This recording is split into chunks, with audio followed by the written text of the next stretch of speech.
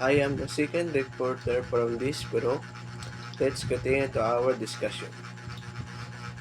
The International Monetary System, CON 2005, states that international system is the most central area in the international economy because the most important transaction in the international economy, including trade, investment, and finance, all depend on the viability of the money, credit, cash, on the long-term analysis of the global monetary issue stated that the most critical issue, the hegemonic stability theorist should not be the hegemon does or does not do in trade, but what is does or fails to maintain the peace and what is does or fails to do keep the monetary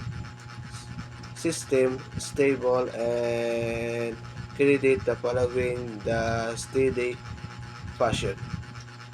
So, international monetary system, the monetary system is a system that forms rules and standards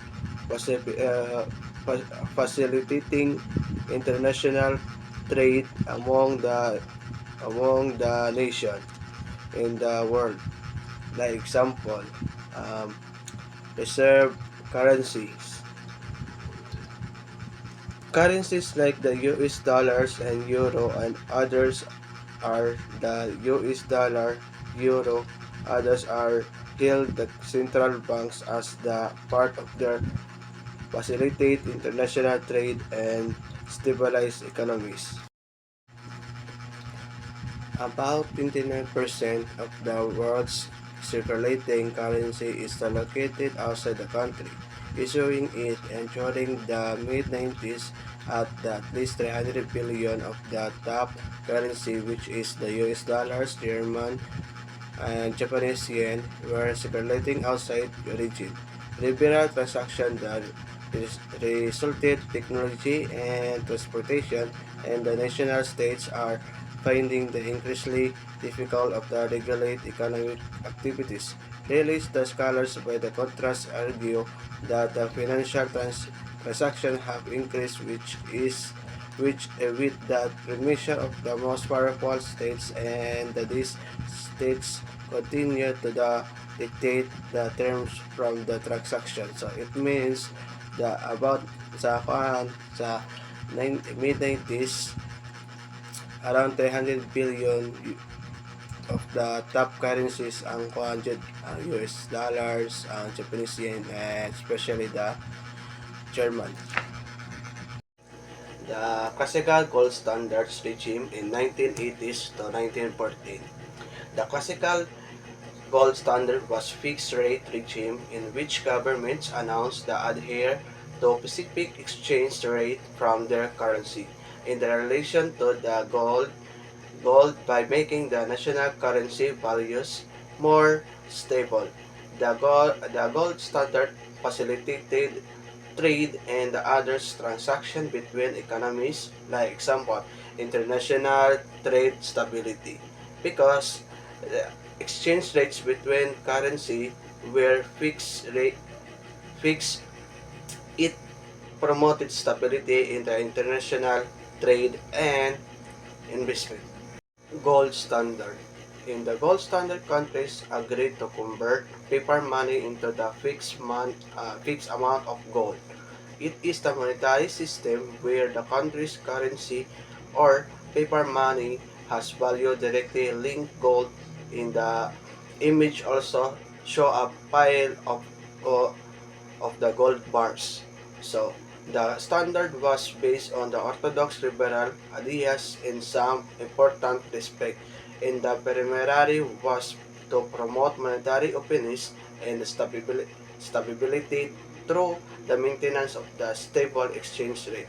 So, it means if na country is maglisod sila, ang ila economy is down na kaayo, ila is is how to supposed to do is to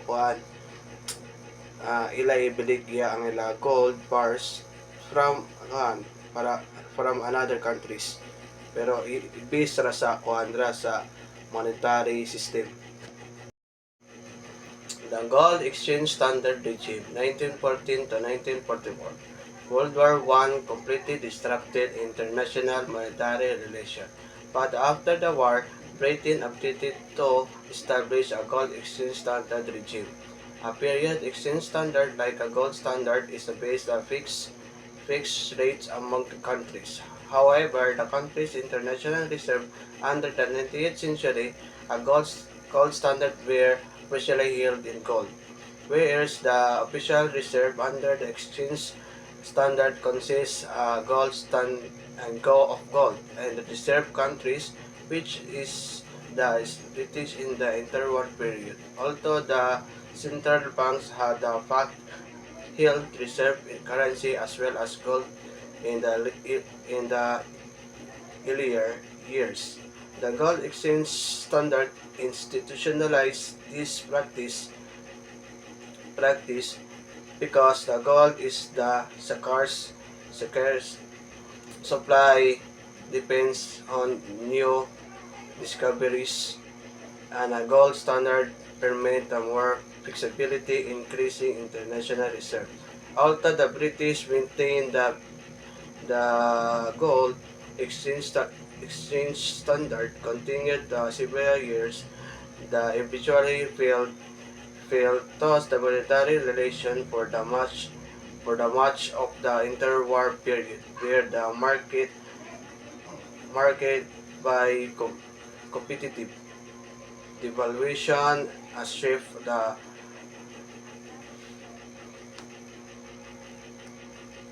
flow fluctuating rather than fixed exchange rates, sti- stabilizing speculative and capital flows, and increase the trade protect, protectionism, which culminated in the Great Depression. The Bretton Woods system regime, the World War II, was marked by the breakdown of the monetary cooperation and period of exchange controls and planning of post-war monetary regime culminated in the 1944 Bretton Woods Conference. The Bretton Woods monetary regime was gold exchange standard in which the value of each country's currency was pegged to the gold's or the US dollar. Unlike the previous two regimes, however, the Bretton Woods system was based on the post-war interventionist liberal compromise. On the other hand, the planners of assumed that resumptions of the normal international trade. On the other hand, the planner ensured that there was some flexibility and assistance so that the countries would pursue domestic objectives related to employment and inflation. This mark of the contrast with the classical gold standard, in which long-term exchange rate stability took, took precedence over the domestic requirements. The fashioning of the Bretton Woods monetary system.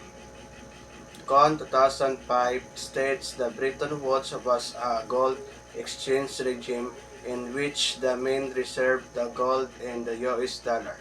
Economists generally ask three questions about equity, adequacy of the reserve assets, and upholding a monetary regime.